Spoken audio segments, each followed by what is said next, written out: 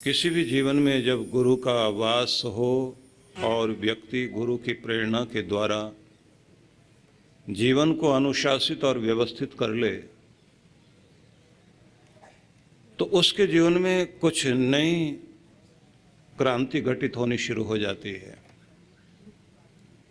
क्योंकि गुरु सबसे पहले इस बात पर जोर देता है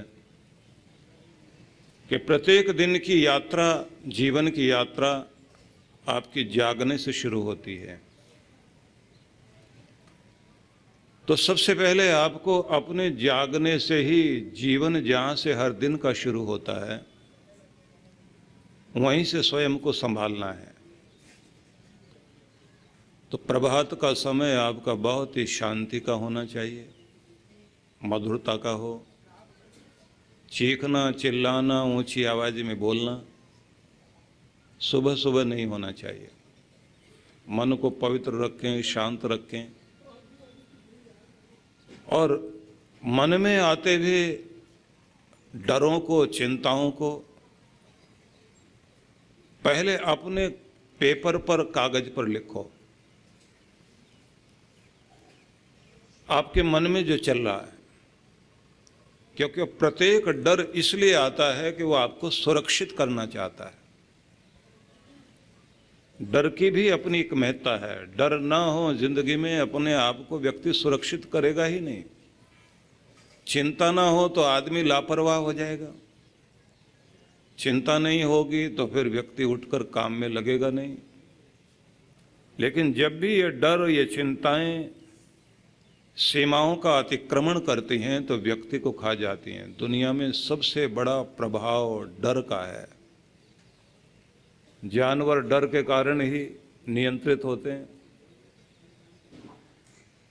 और हिटलर तो ये कहता था कि पूरी दुनिया को वश में करना है तो लोगों के ऊपर डर बैठाओ, डर के बिना बात नहीं बनेगी। लेकिन जो आपके जीवन में डर हैं वो आपको निगलने वाले हैं।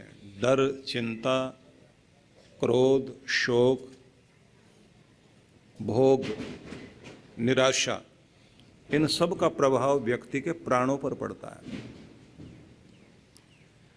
तो प्रत्येक दिन जब आपके मन में प्रभात में तरह तरह की चिंताएं और डर उपजते हैं, पुरानी बातें याद आएंगी, जो आप करना चाहते हैं नहीं हो पा रहा, वो सब डर उन्हें कागज पर नोट करना चाहिए। नोट करने के साथ साथ उनका समाधान भी जो दिमाग में आए नोट कर लीजिए। और उसके बाद जाकर अपने घर के मंदिर में जहां आपके इष्ट देव हैं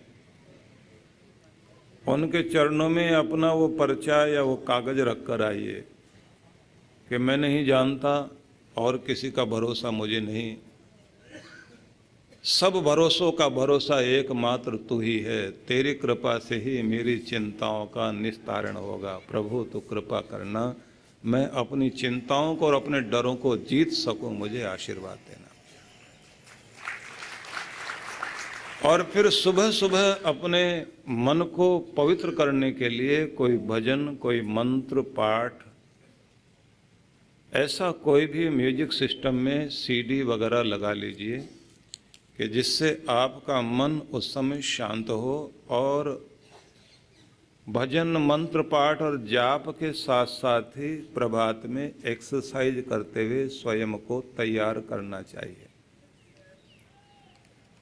तो जैसे जैसे आप स्वयं को नियंत्रित करते जाते हैं, सुबह सुबह उठकर फिजिकल एक्सरसाइज कर रहे हैं, प्राणायाम कर रहे हैं, फिर स्नान आदि कर रहे हैं, तो सुबह का वो समय एक एक क्षण आपका जितना जितना संभलना शुरू होता है, तो एक एक पल संभाल लेने से आपकी जिंदगी संभलती है। इसलिए सद्गुरु आपको जब मंत्र देता है तो सबसे पहले तो आपको यही सिखाता है कि नियंत्रित करना सीखिए स्वयं को, अपने समय को। टाइम मैनेजमेंट जब आपको आ जाएगा तो आप अपनी लाइफ को भी मैनेज कर सकोगे, स्वयं को भी डिजाइन कर सकोगे। सिखाया यह भी जाता है कि जैसे जागते हो, आंख खोलने से पहले मन मन में अपना गुरु मंत्र जाप करते हुए आपको उस समय एक प्रार्थना करनी है। सबसे पहले मन ही मन भगवान को धन्यवाद देना है कि आपकी कृपा से आज का दिन मुझे प्राप्त हुआ, आपकी कृपा से आज का जीवन, आज का अवसर, आज का दिन मिला। परमात्मा तेरा लाख लाख शुक्र है, और मैं आज के दिन को बेहतरीन ढंग से व्यतीत कर सकूं। मेरे मन में शांति देना, प्रसन्नता देना, और मैं वायदा भी करता हूं दिमाग को शांत रखूंगा, प्रसन्न रहूंगा, कर्मठ बनूंगा, और इस दिन को इतना यादगार बनाऊंगा कि ये मेरे जीवन का इतिहास बन सके। तू मेरे अंग संग रहना, तेरे नाम के सहारे मैं आज का दिन शुरू करता हूँ। ये बोलकर अपने प्रार्थना के साथ दिन की शुरुआत करनी चाहिए, क्योंकि गुरु का कार्य इतना ही नहीं कि कोई एक मंत्र दिया और कहा कि जाओ अपने घर।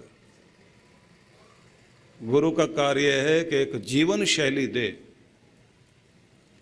जिसके बाद व्यक्ति के जीवन में एक क्रांति घटित हो जाए, एक बदलाव आ जाना चाहिए। गुरु मिलने से पहले और गुरु मिलने के बाद जीवन दो भागों में बंट जाना चाहिए। एक वो जो हमारा कृष्ण पक्ष है, और एक गुरु से मिलने के बाद जीवन का शुक्ल पक्ष शुरू हो जाना चाहिए। जीवन का उत्तरायण शुरू हो सके, इसलिए वो भूमिका बनाना जीवन के लिए आवश्यक है। हो सकता है कि जीवन में बहुत बार ऐसी घड़ियां आए जो जीवन को रुलाने वाली घड़ियां होती हैं, जब अपने भी पराये हो जाते हैं, घर के बाहर के सभी लोग परीक्षा लेने लगते हैं। हम लोग कितनी बार ऐसी स्थितियों से गुजरते हैं कि जब आप सुखी होते हैं, आपके सुख में हिस्सा लेने के लिए पूरी दुनिया खड़ी होती है, और जब आप दुख में होते हैं तो आपका दुख बांटने कोई नहीं आता। झूठी हमदर्दी दिखाने वाले कुछ लोग दिखाई देते हैं। आपको पैसे की जरूरत पड़े तो कोई पैसा नहीं देगा, वो कहेगा अभी अभी किसी को दे बैठा हूं, पहले आ जाते।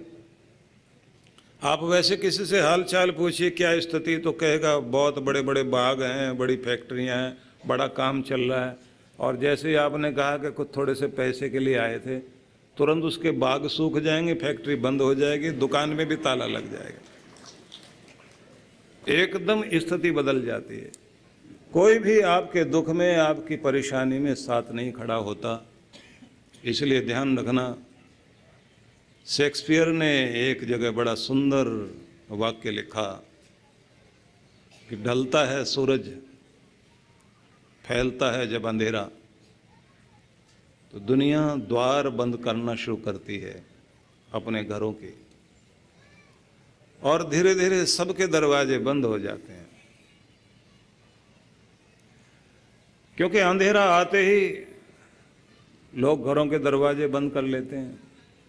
जिंदगी में किसी के दुर्भाग्य आ जाए और अंधेरा फैलने लग जाए तो सारी दुनिया और सारे रिश्ते भी दरवाजे बंद करके खड़ी हो जाती है। आदमी अकेला खड़ा रहता है, केवल अकेला, कोई साथ नहीं।